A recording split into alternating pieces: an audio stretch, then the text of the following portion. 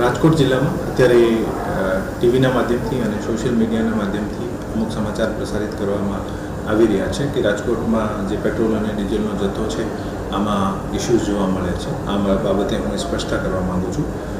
રાજકોટ જિલ્લામાં આ પ્રકારની કોઈ પણ પરિસ્થિતિ જે છે એવી નથી. આપણી પાસે તમામ જથ્થો અવેલેબલ છે અને એક જે માહિતી પ્રસાર કરવામાં આવી રહી છે કે અમુક પેટ્રોલ પંપ જે છે ડ્રાય થઈ ગયા છે, ખરેખર એવી સ્થિતિ નથી. અને જે પેટ્રોલ પંપમાં ઇસ્યુ થયા છે આની પણ હું એક સ્પષ્ટતા કરવા માગું છું, જેથી બધાને ક્લેરિટી આવે કે આપણે પેનિક થવાની જરૂર નથી. આપણી પાસે ઇનફ જથ્થો અવેલેબલ છે અને જે પણ આપણા domestic vehicles, light commercial, heavy commercial જે પણ વ્હીકલ્સ હશે આને માટે પૂરતો જથ્થો ઉપલબ્ધ છે. રાજકોટ જિલ્લામાં કુલ 361 પેટ્રોલ પંપ આવે છે અને આમાં HPCLના શહેરમાં 17 અને તાલુકા લેવલે 70, કુલ 87 પેટ્રોલ પંપ છે અને તમામ શરૂમાં છે. ગઈકાલે RMCના રેયા ખાતે જે પેટ્રોલ પંપ બંધ થયો છું, આમાં RMC દ્વારા રોડનું ડિગિંગનું કામ ચાલતું હતું, આને કારણે બંધ કરવામાં આવ્યું છે. આ ડ્રાય નથી થયું.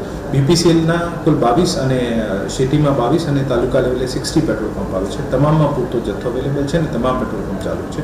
IOCL કંપનીના કુલ સિટીમાં 29 અને તાલુકા લેવલે 79 પેટ્રોલ પંપ છે. તમામમાં પૂરતો જથ્થો છે. જે કે પેટ્રોલ પંપ આટકોટ ખાતે જે ગઈકાલે ઇસ્યુ થયો છે અને બેંક ખાતાની ભૂલના કારણે, ટ્રાન્ઝેક્શન્સના ઇસ્યુઝના કારણે એજન્સી અને પેટ્રોલ પંપના વચ્ચે પેમેન્ટના ઇસ્યુના કારણે થોડી વખત ઇસ્યુ રહ્યો છે. પેટ્રોલ પંપ ડ્રાય નથી અને ત્યાં પણ અત્યારે જે છે સપ્લાય ચાલુ છે.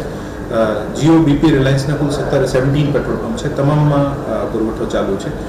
નાયરા કંપનીના સિટીમાં 19 અને તાલુકામાં 40 પેટ્રોલ પંપ છે અને જેમાં રાજકોટનો એક વિક્રમ પેટ્રોલ પંપ જે છે આ ટ્રાન્સપોર્ટેશનના ઇસ્યુના કારણે ડિલે થયો છે. બાકી આમાં પૂરતો જથ્થો અવેલેબલ છે. ઇમરજન્સી સ્ટોક પણ આપણી પાસે અવેલેબલ હતો. આપણે અત્યારે તમામ પેટ્રોલ પંપ જે છે આ ચાલુ છે. શેલ કંપનીના શહેરમાં 6 અને તાલુકા કક્ષાએ 2 પેટ્રોલ પંપ આવે છે. તમામ શરૂ છે.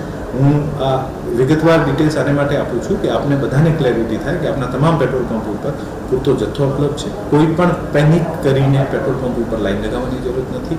આવનારા રાજકોટ જિલ્લાને જે છેલ્લા એવરેજ જે ડેલી અને વીકલી જે પુરવઠો મળે છે આ તમામ સરેરાશ એવી રીતે જ મળતો રહે છે અને મળે છે અત્યારે, જેથી આપણે કોઈ પણ પેનિક કરવાની જરૂર નથી. આ જે પેટ્રોલ પંપ ઉપર લાઈનો લાગતી હોય અને આ બધા ઇસ્યુ અફવા ઉપર ધ્યાન નથી આપવાનું.